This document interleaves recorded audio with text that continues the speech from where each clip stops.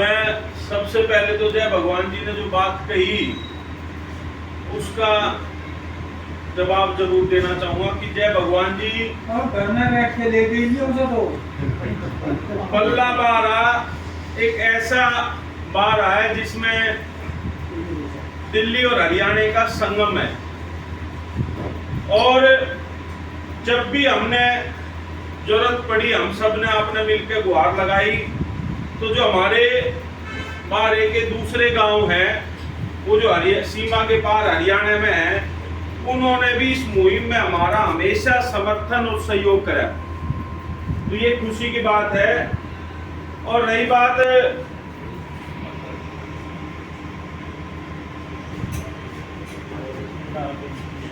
वो करने की, तो इस तरह का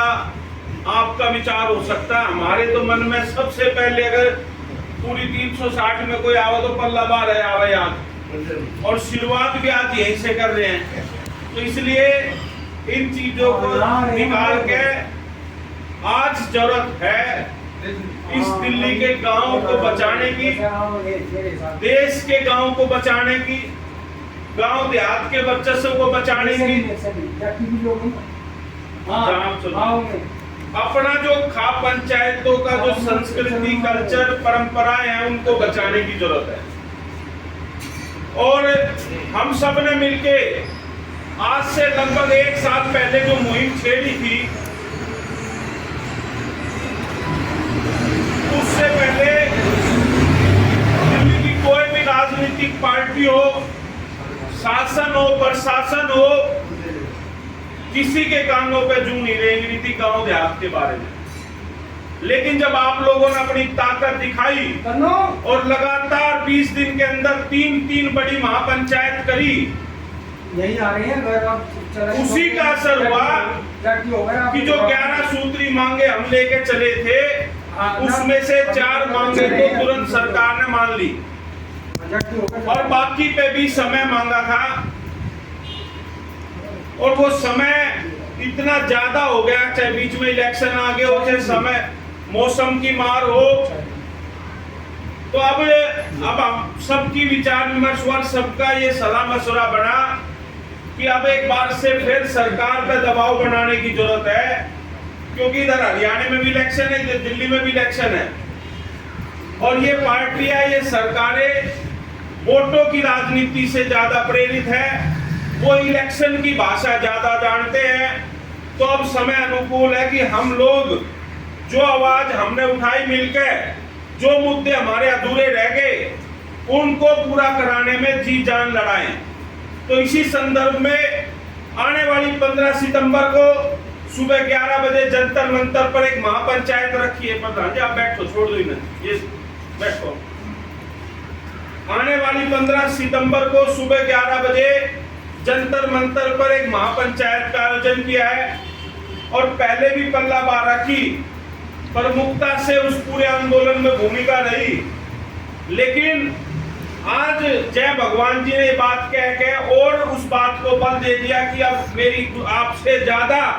हमदर्दी भी होगी, आपसे बहुत ज्यादा उम्मीद भी होगी कि आप कम से कम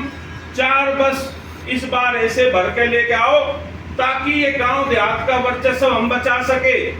मुद्दे आप सबको मालूम है कि एक तो मोटेशन हमारी बंद पड़ी है, दूसरा हम जो यहाँ के मूल निवासी, उनकी हालत तो ये होगी कि वो किराएदार बन गए, जो बाहर के आए वो मालिक बन गए।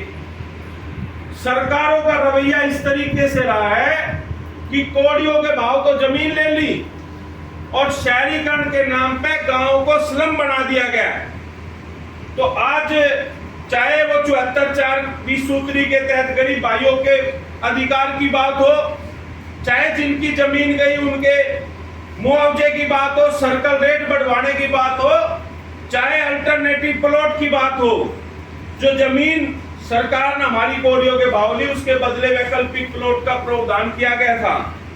और वो स्कीम हमने नहीं बनाई, सरकार ने बनाई। सरकार अपनी मुहिम स्कीमों से पीछे भागती जा रही है, वो कह रही है हमारे पास जगह नहीं है। और जब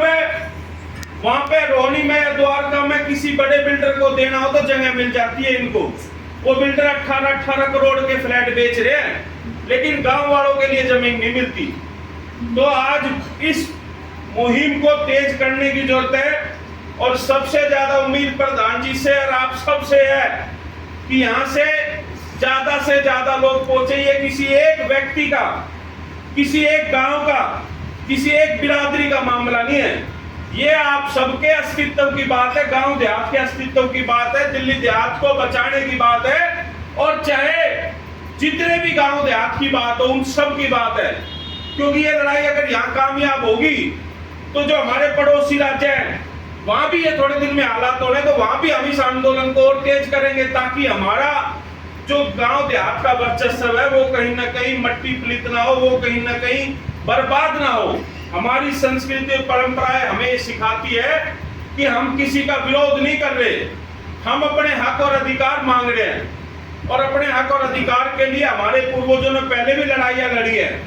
और दिल्ली के गांवों का तो इतिहास रहा है कि इस दिल्ली को सुरक्षित रखने के लिए इन गांवों का बहुत बड़ा इतिहास है। ये दिल्ली पता नहीं कितनी बार उजड़ी, लेकिन जब से ये गांव बसे दिल्ली के चारों तरफ, आउटर दिल्ली में,